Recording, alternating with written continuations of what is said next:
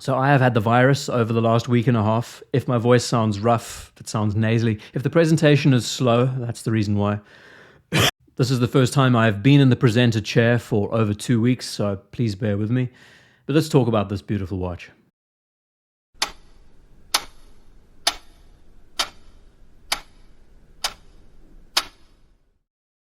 If you've followed this channel for a while, you'll know that I love Longines as a brand.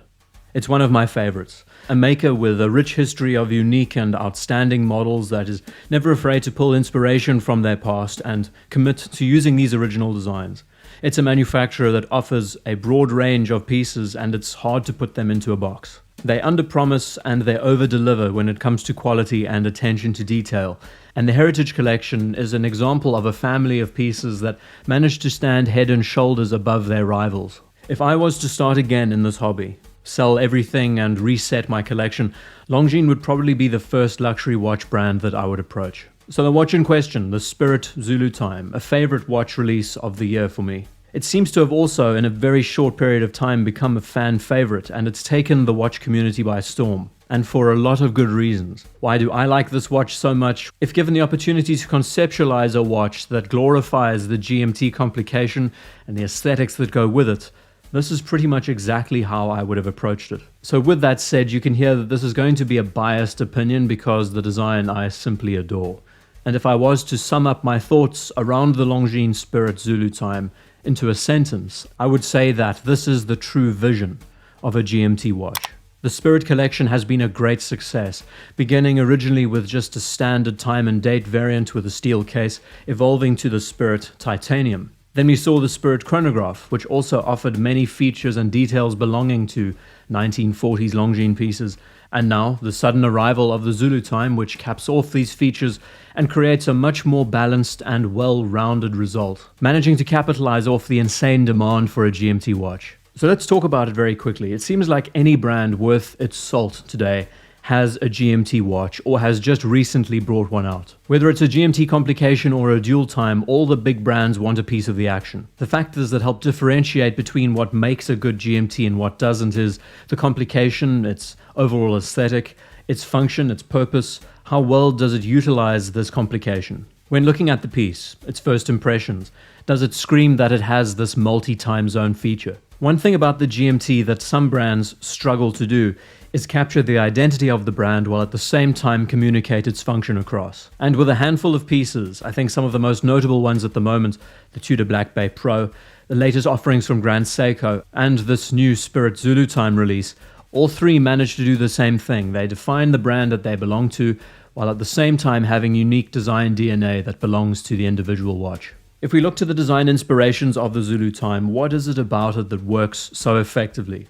Simply put, it has strong ties with 1940s elements and aesthetics, while at the same time having a strong aviation theme throughout. And what I love more than anything else, and it's difficult to say this about most brands, is that it is entirely original. Everything about this watch, the way it is presented, is unique to Longines. From typefaces to the scale and the proportion to the handset chosen. Basic specifications of the piece, it's 42mm in diameter, has a 22mm lug-to-lug, 14mm thickness and a 49mm lug length. For 42mm with a fairly low profile and average lug length, you have a watch that looks extremely balanced that will fit on a lot of wrists. The best part of all is that this watch doesn't appear cluttered, but manages to offer so much detail, which is what we will get into in a moment. The best part about this watch is its movement, which is a heavily modified ETA caliber. It's got a 72-hour power reserve, which is basically an industry standard at this point. It has a silicone balance spring, making it amagnetic, and more importantly, it is COSC chronometer certified. It has 100 meters water resistance, a screw-down crown, ceramic bezel. So just those few lines already, you have a watch here that has virtually all the hallmarks of a great all-rounder. But let's get to the best part of this piece and discuss its key features. And there are a lot. So many that I had to make a list, and I don't do that very often. A brushed case with a hard, defined chamfered edge. That's pretty standard. Applied Arabic numerals with polished surrounds. Applied elements on the dial like the logo and the 5 stars. The 5 stars are a traditional touch that has come to define the Spirit collection just because it's something that's linked to the 1940s and the 1950s.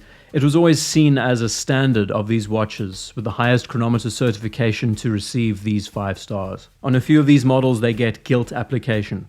You have examples of matte, anthracite, and sunburst dials, a highly detailed railroad minute track. There's stepping to the dial and a ring with a polished surround. There are small recessed diamond accents around all the numerals, and these are loomed. Notice the small square markers around the bezel that corresponds nicely with the sharpened edges of the diamonds. There is a quick release system allocated to the bracelet and to the leather strap. And one of the most unique features that come with the leather strap variations, a fine adjust deployant clasp. It is actually incredible when you see how many things have been addressed right here.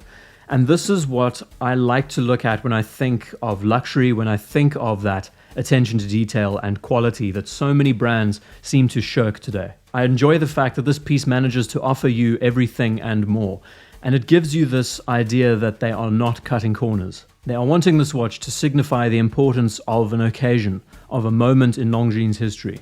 And if we step back and look at all of these manufacturers holistically, this is not an overly priced example. And I think that's another reason why this watch has become so successful. In more ways than one, this watch defines Longines. Yes, it is a watch that does pull inspiration from its back catalogue, like a lot of the pieces do. But it also bridges the gap, and it shows you something here that is so well balanced. I look to these watches and ask myself, does a piece like this make for an all-rounder?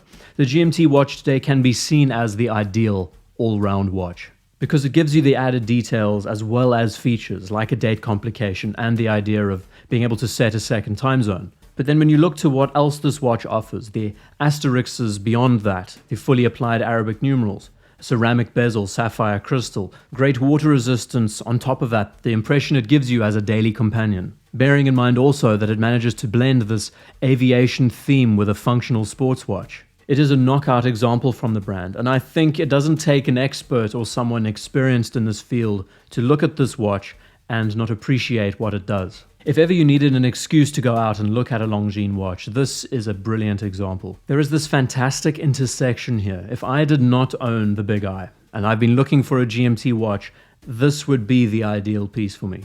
Some notable things that I wish they had adjusted or added to this piece: a fully loomed ceramic bezel would have been nice for the GMT complication.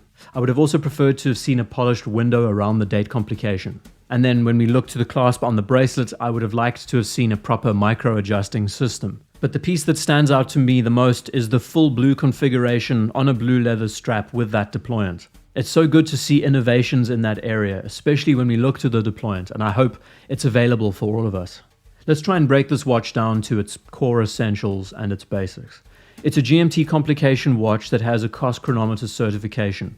What I like the most about it is it's a piece that sits in a category that is affordable for everybody. You are getting a quality made watch here that hasn't cut any corners, that's not looking to other brands for inspiration. It's a design that pulls strongly from its aviation history, that offers so many details that are often missed by the naked eye. This is one such example of a watch that has managed to take the GMT formula and run with it their own way. And as a brand, instead of being so focused on sales and being able to just get a watch out of the door, they have taken the time to consider how this watch falls into the Spirit collection. And it's clear that the development team have said to themselves, does this define Longines as a brand? And I think this is why we collectively like this watch so much. What you see is what you get. And mark my words that this kind of design, this approach, this finish is going to sell extremely well. And I truly believe that this is going to be one of the best-selling watches that Longines has ever made. I look to this piece and think to myself, this is the perfect vision of a GMT. It looks far more aviation-focused than so many other watches out there. And in the next few years, when they start bringing in other colors, other dial variations, this watch is going to continue to be a success. When all is said and done, and this watch is unboxed and presented, it is unobtrusive and beautiful.